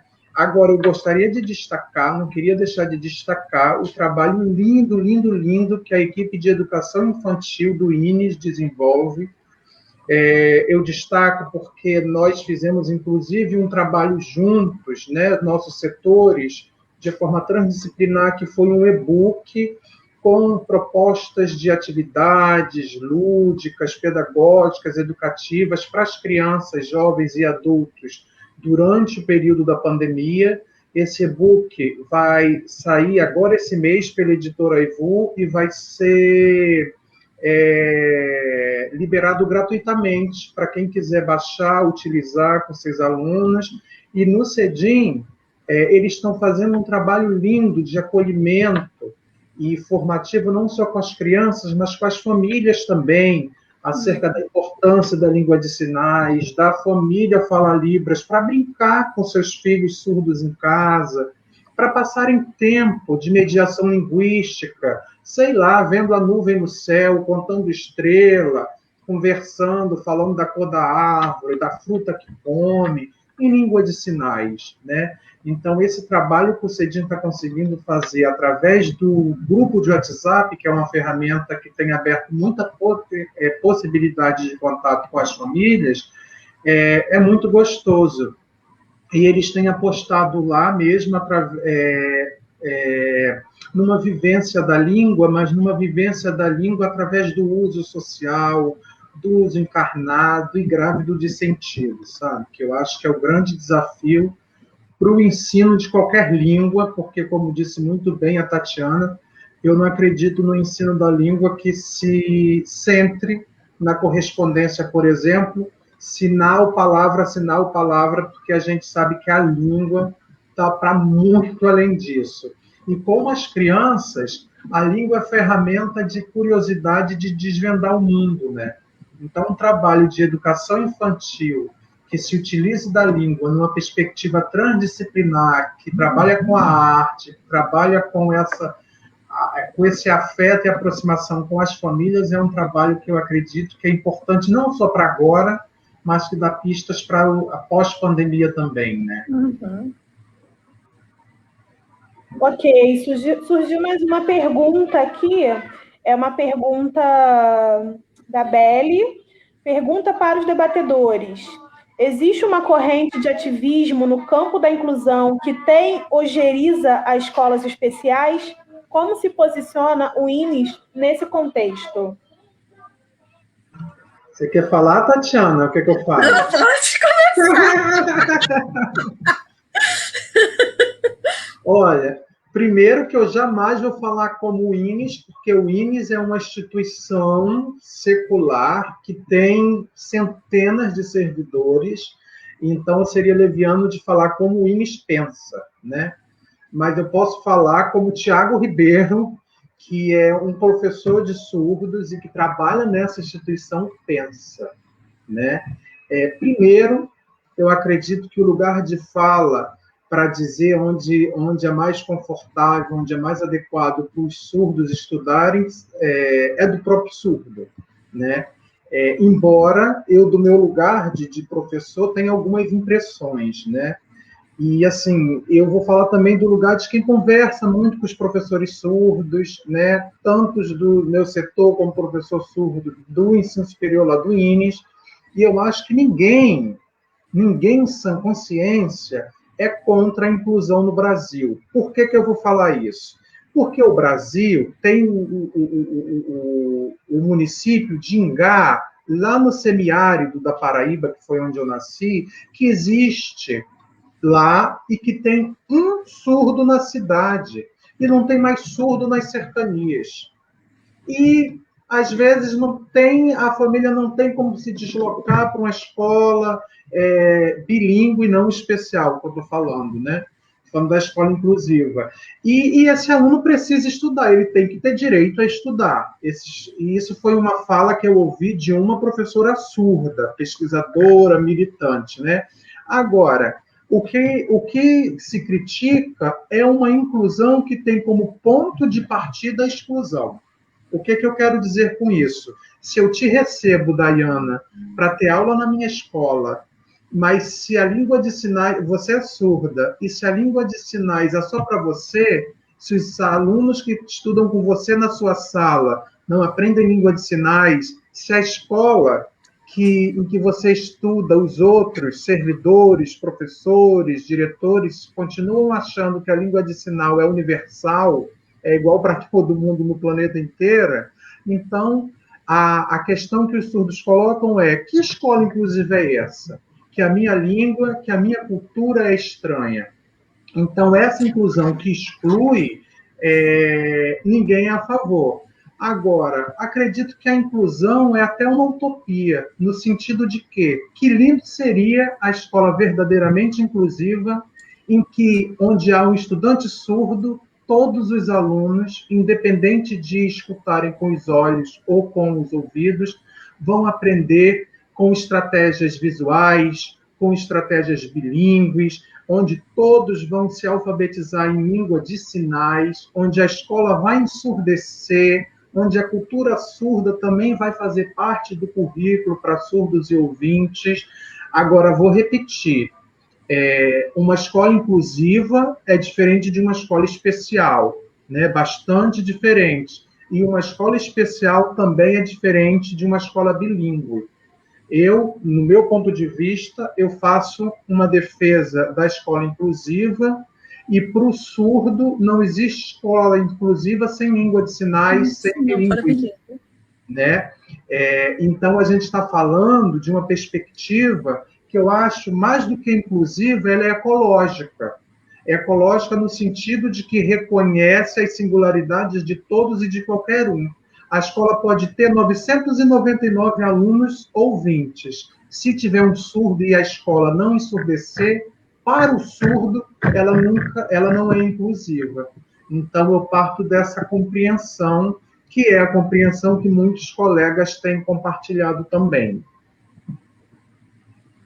Olha, eu e o Thiago, nós não combinamos, mas viemos com roupas parecidas e o cérebro igual. Eu compactuo com tudo que o Thiago falou, é isso mesmo. quero só fazer um comentário de uma escola que eu conheci, que eles faziam o que eles chamam da inclusão inversa. Então, era uma escola para surdos, língua de instrução era a língua de sinais, só que eles abriram matrícula para as crianças da educação infantil, abriram matrícula para as crianças do bairro e para os filhos de professores que quisessem levar os filhos e tal. E essas crianças, elas tinham como língua de instrução a língua de sinais, né? E aí, em alguns momentos, os trabalhos eram separados, as crianças iam fazer trabalhos de língua oral, os outros iam fazer um trabalho mais específico de língua de sinais, mas o tempo inteiro eles estavam juntos. Então, a língua de sinais não era a língua dos surdos, mas era a língua da escola. E eu acho que é aí que está essa diferença que o Tiago comenta. É uma escola inclusiva, a gente não pode ser contra a inclusão, né? Mas a gente não pode pensar numa inclusão que não respeita a língua e o corpo desse aluno, né? Por exemplo, o português, né? Eu vou numa questão bem básica. Como é que é ensinado português na escola de inclusão para a criança surda? Como L1 ou como L2, né? Porque as crianças surdas lhes requer que sejam bilíngues, né, num alto nível de interlíngua, num alto nível de bilinguismo, e elas têm que aprender o português como língua materna, muitas vezes. Então, isso é bastante contraditório, né, se a gente for pensar num sujeito que tem outra língua como L1, e em outra modalidade, né? Então, a escola de inclusão, muitas vezes, ela tenta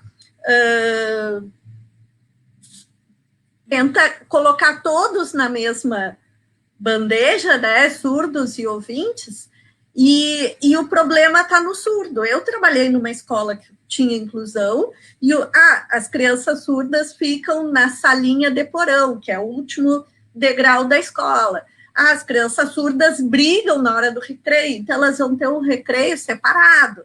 As crianças surdas chegam no 4º ano e elas não sabem escrever português, né? Mas ninguém da escola sabia a língua de sinais, a não ser os professores dos surdos, né? E quando a gente fazia curso de Libras, os outros professores não iam. Quando a gente falava em ensino de português como L2, os professores diziam, mas eles não são bilíngues? Se eles são bilíngues, tem que aprender português igual aos outros. Mas os outros não eram bilíngues também. Então, é uma série de injustiças que tu vais percebendo ao longo dos tempos e vai questionando o que é essa inclusão, né? O que estão denominando como inclusão. Ok. Eu vou pedir para subirem a próxima pergunta. Uma pergunta relacionada, eu quero também pedir desculpas também por um equívoco meu, que a língua é a língua de sinais. Eu falei que era a língua de surdos e a língua de sinais. A gente está aprendendo aqui, a gente vai reajustando no caminho. A Lei de Libras de 2002, o Decreto 5636, são conquistas importantes. No entanto, na prática, Libras é negada, principalmente nas periferias, aos mais pobres. Como a pandemia afeta esse cenário? E eu quero complementar um pouquinho em cima dessa pergunta, como, para quem está interessado e para quem talvez devesse se interessar, onde buscar, como buscar, qual a melhor metodologia buscar, porque eu, inclusive, como educadora, eu trabalhando como educadora AE, né, de atendimento especial, eu tinha dificuldade com a questão da minha aluna ela ser cega, e aí eu fui tentar me formar a partir disso. Mas, no caso, a questão da Libras, eu tive muita dificuldade, porque aí eu comecei a buscar para poder me formar, caso aparecessem outras demandas, e eu tive dificuldade com a Libras de aprendizado, até de busca mesmo de conteúdo acessível para estar com essa formação. Então, se vocês puderem dar essas dicas, esses caminhos, seria bastante bacana, porque eu acredito que tenha muita gente que, assim como eu, queira ter acesso e ainda tem um pouco de dificuldade.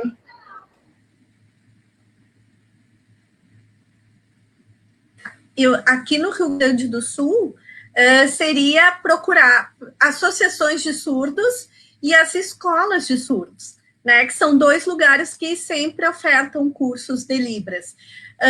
Os institutos federais também, aqui no Rio Grande do Sul, ofertam, e algumas universidades, né, não são todas, Por exemplo, esse ano Libras não está sendo oferecida na UFPEL, na minha universidade, né?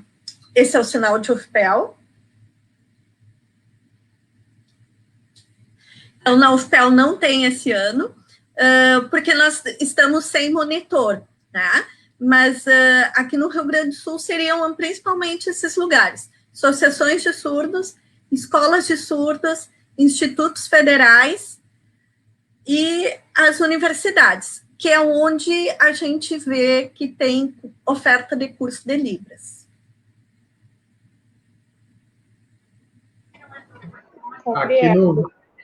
Tiago. Aqui no Rio também, né? A gente tem a FENES, a federação, a gente tem o próprio INES, que mesmo na pandemia está oferecendo curso de Libras à distância. A gente tem institutos federais, tem algumas universidades com curso de extensão. E, enfim, a gente tem outros recursos também, a TV INES, né, que havia saído do ar, já está de novo com seu acervo, o acervo já está disponível novamente.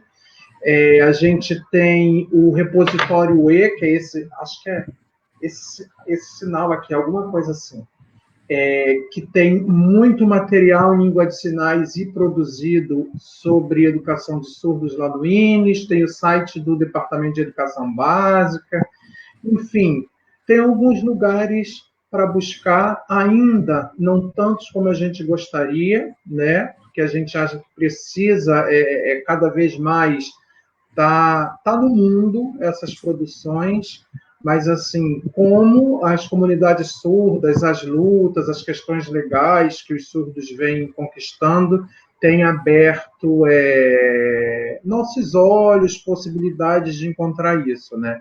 Embora exista ainda muito desafio também sobre formação, sobre repensar estratégia, currículo, como eu vi um comentário da Mônica Astuto, que é uma professora maravilhosa, surda, aqui do Rio. Aprendo muito com a Mônica. Que bom que você está aí, Mônica, com a gente. Mônica, lembrei do curso do Instituto de Educação aqui também. E Mônica é doutoranda da UFRJ agora. E, enfim, tenho aprendido muito com ela, não só no sentido pedagógico, mas no sentido também de militância, de luta, de uma educação de surdos com os surdos para os surdos. Então, acho que é isso, sabe? Quanto mais lutarmos por esses espaços também que os surdos ocupem, que é de direito, de legitimação da voz e de produção de saber e de discurso, acho que isso vai ajudando a mudar também um pouco desses discursos que tanto invisibilizam e negam e colocam o surdo como se fosse dele um lugar de inferioridade, e não é, né? Voltando um pouquinho a pergunta da Dayana, eu queria reforçar o que o Tiago falou da TV INES. Tem um programa Aula em Libras, que é muito legal, né? Então, em tempos de pandemia, dá para aprender lá, dá para rever coisas, né? E para as crianças tem programa infantil lá. E tem também um site muito bonitinho, que é Mãos Aventureiras. Mãos Aventureiras, esse é o sinal. Mãos Aventureiras, que é de uma professora surda, da Caroline Hessel, com H-E-S-S-E-L. E a Caroline, ela faz um trabalho maravilhoso de contação de histórias, e que também ele vale assim, muito para iniciantes de Libras, vale a pena assistir as histórias da Caroline, e para as crianças da educação infantil. Porque é uma contação de histórias muito simples, muito voltada para o público infantil. Ela pensou no filho dela, ela é uma surda, com o filho ouvinte, e ela conta como ela conta para o filho dela. Né? Então, é uma graça, vale a pena, quem quiser, tá no YouTube, ele é aberto, né? Mãos Aventureiras. Muito legal, umas dicas bem bacanas, né? Depois a gente até pode pensar junto com o coletivo em estar planilhando isso, pensando, né, em estar disponibilizando, porque isso é realmente importante. Existe muito essa vontade, às vezes, de buscar, e a dificuldade que a gente entende que, às vezes, são impostas, né? Mas que a gente vai buscando, se entrelaçando em redes e buscando essas informações que são tão preciosas. Tem uma pergunta aqui da Elisa Santos, que ela pergunta o seguinte: crianças surdas, filhos de pais ouvintes, realidade que dificulta muito o aprendizado, né? Dificulta o aprendizado. Como proceder? Qual a opinião de vocês quanto a isso? Né? E aí eu já emendo com a pergunta da Raquel Adriano. Outro grande problema é a família no tempo do ensino remoto, de ensino remoto. Algumas vezes a criança tem todo o suporte, tais como professor de sala comum, com turma adaptada no sentido material e humano, turma acolhedora com as crianças compreendendo os sinais. O intérprete, o AEE dando suporte, mas a família ainda assim resiste e não considera como importante todo o trabalho realizado. O que fazer? Aí vocês podem escolher a ordem aí, tá bom? De quem começa falando.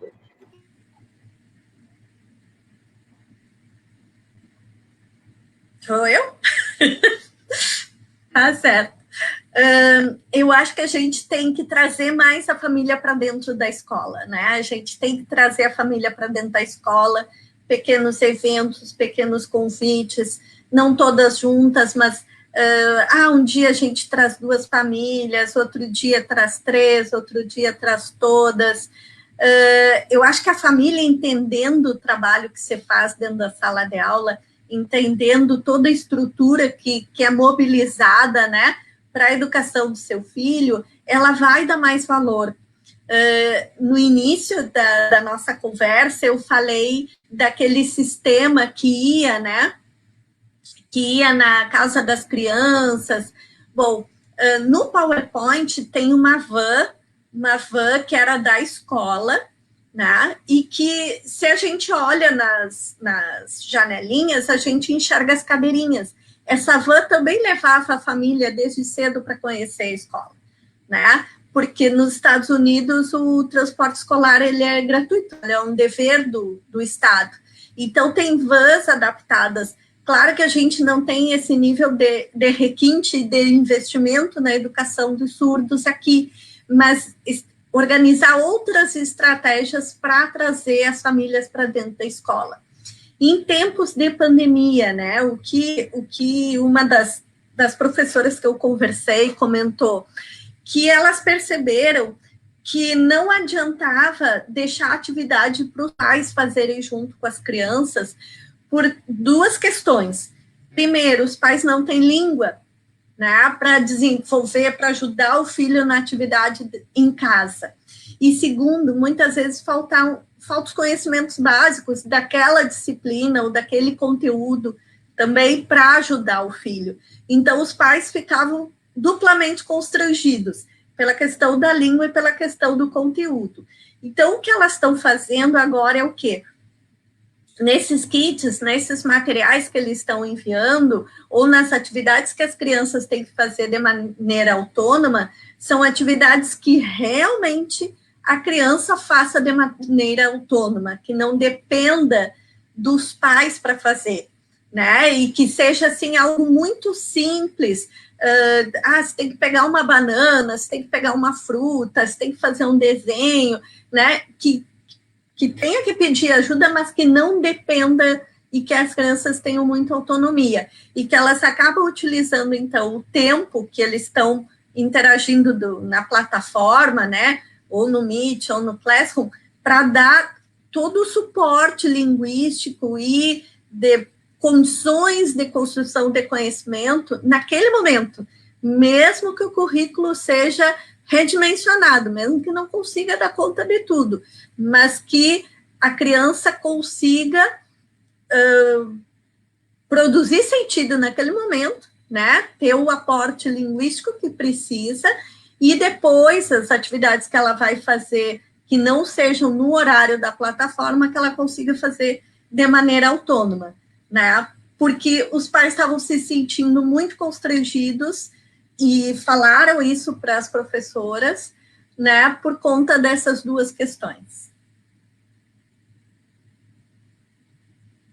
Eu gostaria de acrescentar a fala da Tatiana, primeiro concordando totalmente, né, e dizendo assim que eu compreendo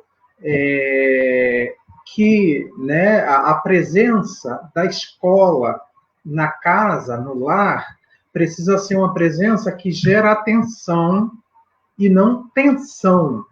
O que eu quero dizer com isso? Né? A gente já está vivendo, no período, mesmo antes da pandemia, mas num período pandêmico, um contexto de estresse, onde a gente viu um monte de casais se separando, onde a gente viu tanta coisa acontecendo, desentendimentos, e às vezes, para uma família que não partilha da fala da criança, se você propõe, né, como a Tatiana colocou, para fazer algo que ela não dá conta, o estudante não dá conta, ou você está querendo, ou querendo não, mas ou você acaba investindo numa lógica que é da família fazer pela criança, que não é isso que a gente quer, ou de uma lógica de produzir tensão. E aí, de novo, vou falar da invenção, né? Eu gosto muito de um pedagogo, não sei se era do século XIX, ou se era início do século XX, enfim, já nem sei mais o século em que ele viveu, mas ele viveu aqui na América Latina, e a frase dele para a educação era: ou inventamos ou erramos. Então, eu acredito muito nisso, ou inventamos ou erramos. Ou a gente precisa buscar, inventar, como estamos fazendo, estratégias, por exemplo, que possibilite encontro, às vezes, dessas crianças com as famílias, onde as próprias famílias também possam aprender alguma coisa sobre língua de sinais, um jogo da memória, um dominó que a gente produz e manda, um jogo da memória como fez a professora Caroline e a professora Luciana lá no INES, eu estou mencionando que elas estão assistindo, enfim, muito nesse sentido, sabe? E a gente tem que ter muito cuidado com isso, porque, de repente, nossas casas se transformaram também em escola, em posto de trabalho, em tudo. Então, assim, é muita coisa acontecendo, é muita informação, é muito sentimento, e muitas vezes os estudantes surdos, as crianças surdas, não têm acesso às informações que a gente tem, até para dar sentido a esse período que elas estão vivenciando. É óbvio que eu não estou dizendo que as crianças surdas são tapadas e que elas não sentem, não entendem o contexto que estão vivenciando. O que eu estou dizendo é que aliás, ninguém está entendendo, nem surdo, nem ouvinte, porque isso que a gente está vivendo, gente, é sem tampa, não tem precedente, a gente está todo mundo se virando na marra. Mas, assim, por favor, professores que estão assistindo, que as propostas, que os pedidos para casa não sejam para os cabelos dos pais e das mães e dos responsáveis caírem igual os meus e que as crianças fiquem nervosas, sabe? Ninguém ganha com isso, por favor. Que a gente aposte na atenção e não na tensão. Ok. Eu acho que é muito por aí, né? Esse momento a gente está precisando ter muita tranquilidade. Eu acho que tem, assim, todos, como você coloca, né, Thiago? Tem uma criança pequena em casa, essa demanda de ensino dentro do lar, com uma mãe que também trabalha na educação, mas que não soube fazer isso, porque é diferente, né? Porque é seu, tá dentro de casa. E as pessoas precisam entender esse olhar e ter paciência de explicar, de acessar e dar acesso, para poder tranquilizar um pouco mais e trazer um mínimo de paz que se possa ter num momento tão complicado e incerto que a gente vive, né? Eu vou perguntar para a Dani se tem mais alguma pergunta. A gente já vem chegando para o finalzinho, né? O tempinho já está acabando. E aí, fala, querida. Aqui embaixo. Gente, então, primeiro, assim, a gente está faltando 7 minutos para a gente concluir o horário da gente hoje, mas, assim, pelo visto e com a ajuda preciosa das intérpretes aqui, a Elisângela, a Sulamita, eu agradeço profundamente a Beth pela generosidade, pela paciência com as tentativas de encontrar com vocês, enfim, com a generosidade da Tatiana e do Tiago, com a minha amiga Dai, que mais uma vez brilhantemente mediou uma mesa de educação e submensão. A gente fica assim profundamente constrangido. Vocês não têm noção do quanto eu estou arrasada, e eu acredito que o sentimento é compartilhado pelo grupo, porque esse é um movimento autônomo, preciso dizer isso. Assim, a gente não tem ninguém, não tem um suporte, que eu quero dizer, não tem suporte técnico, a gente vai inventando, a gente vai burlando o sistema, só que às vezes o sistema está tão bem amarrado que ele, né, devolve. É mais certo ele devolver para a gente, né? A gente tem conseguido burlá-lo consideravelmente, mas hoje, infelizmente, a gente não conseguiu. E vocês têm toda a razão de todas as críticas que foram feitas aqui.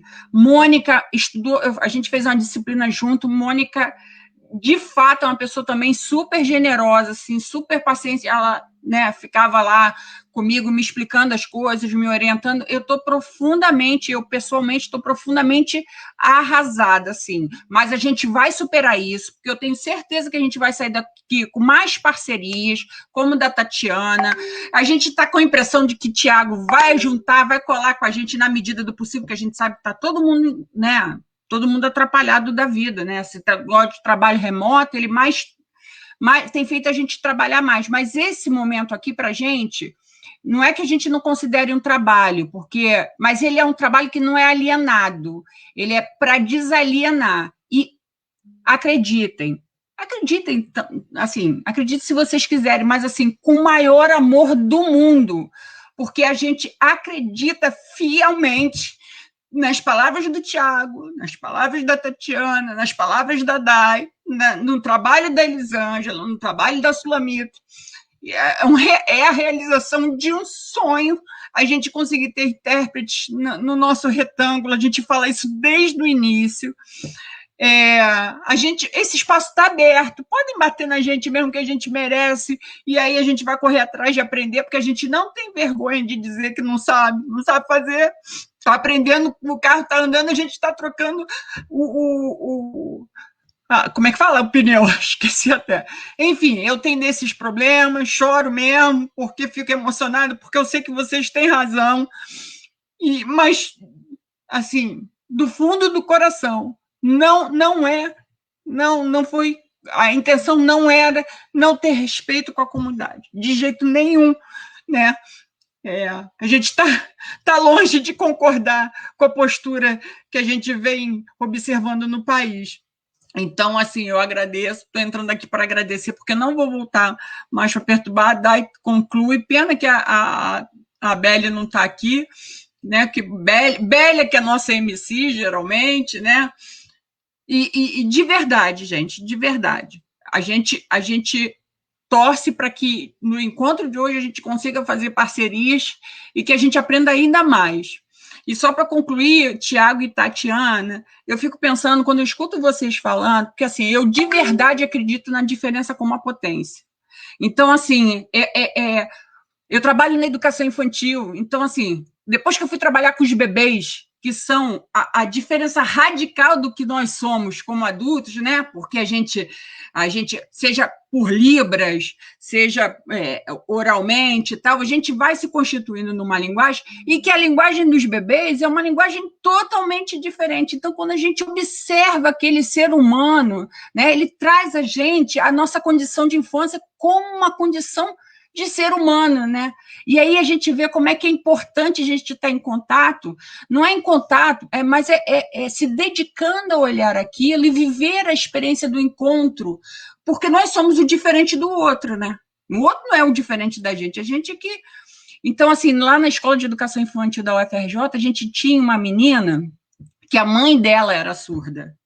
E era muito legal, porque quando a mãe dela vinha para a escola, e a mãe dela ficava lá na escola com a gente e tal, e ela ficava interpretando para a mãe e para a gente, ensinava as crianças. Então, assim, lidar com isso do ponto de vista de que ser diferente é o bacana, né? Porque todos nós somos diferentes, talvez seja um maior desafio da gente na vida, né? Na vida. Então, só queria contar isso da Escola de Educação Infantil da UFRJ, que é um lugar, assim, maravilhoso, e a gente viveu algumas experiências lá bem legais.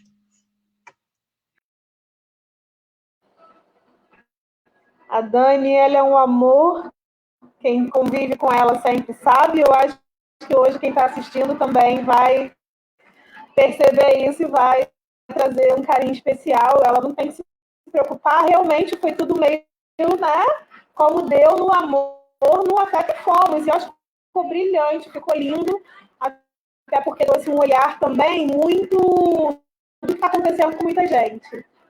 Às vezes as pessoas querem apontar o dedo porque não fazem, porque não participam, porque não querem, e essa ausência tecnológica ela é real por questões financeiras e também tecnológicas. Às vezes você até tem o recurso, mas não funciona adequadamente. Então, eu acho que a gente traz esse olhar também da empatia pelo próximo e o que a gente precisa priorizar em determinados momentos. Eu quero lembrar, pessoal, que a lista para o certificado está no chat, tá bom? É só acessar lá, vai ficar aberto uns minutinhos depois que finalizar a live. Aí você preenche para poder receber seu certificado.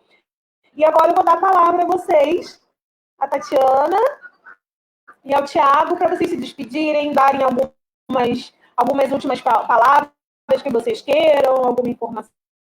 Fica à vontade, tá bom?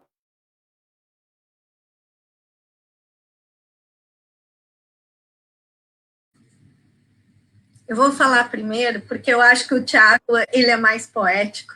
E aí ele vai fazer um encerramento lindo, porque eu sou muito diretona, assim, falo...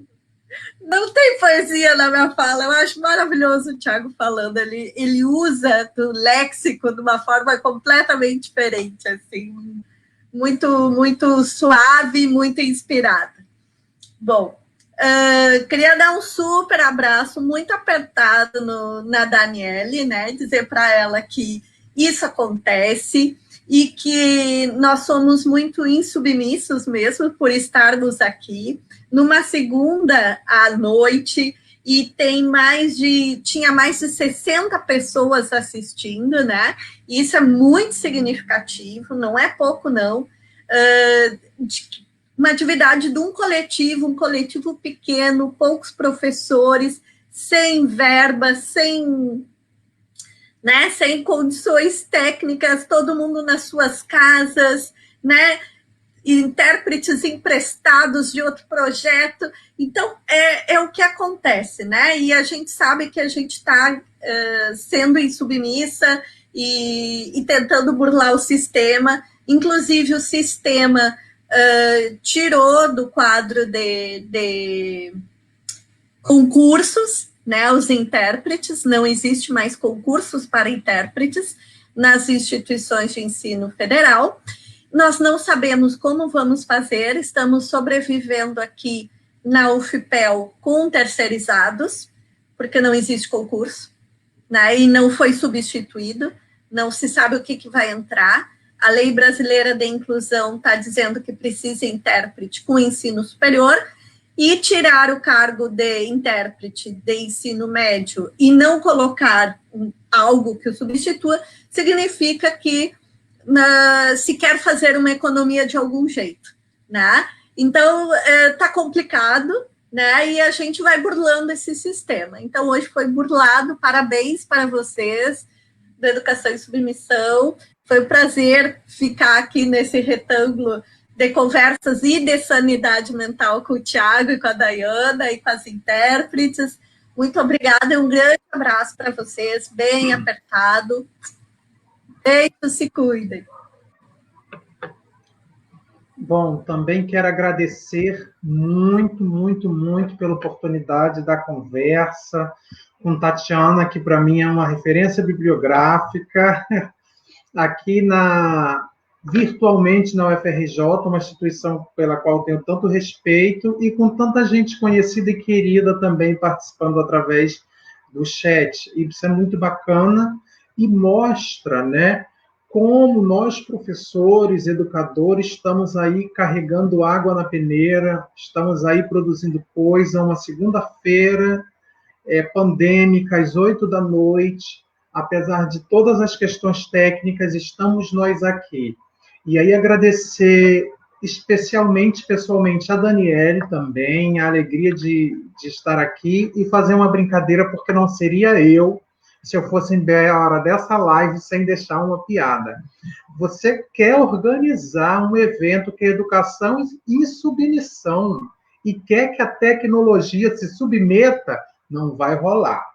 Não vai rolar. A insubmissão é também a potência da afirmação de outras coisas, inclusive do que a gente não quer. E a tecnologia é ótima nisso, né, gente?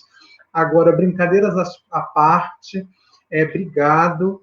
E, enfim, que essa live seja, assim, primeiro uma conversa muito sincera, né, e muito verdadeira de duas pessoas que têm o maior respeito, o maior comprometimento com as pesquisas e a educação de surdos, e que não trazem aqui verdades, né, mas que a gente traz aqui formas de pensar e sentir, estar no educativo, que a gente quer compartilhar, para seguir enxergando a beleza e a esperança onde ela não é autorizada.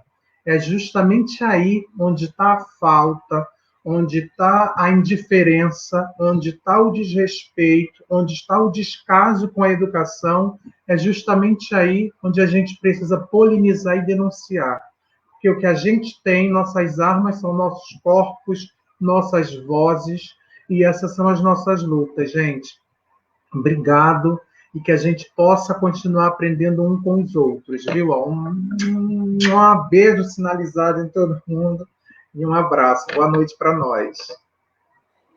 Eu vou dar um último recadinho aqui. É um recadinho da Bélia, nossa queridona aqui, que toca isso com muito carinho também, que abriremos inscrições para o filme que debateremos na semana que vem, dia 29, que por acaso é meu aniversário, Atravessa a Vida, de João Jardim. Ele estará na sala conosco. As pessoas vão receber um código para assistir ao documentário gratuitamente, no prazo de 24 horas antes do retângulo. E no dia da conversa apenas debateremos a obra. Tá? Então, com esse último recadinho, a gente vai encerrar. Agradecer demais as intérpretes, vocês foram de ouro. Tiago, Tatiana, foi lindo demais, foi incrível. Agradecer muito. E é isso, gente. Se cuida muito, muito, muito, que essa doença não tá mole. E a gente quer se ver presencialmente muito, muito em breve. Tá bom?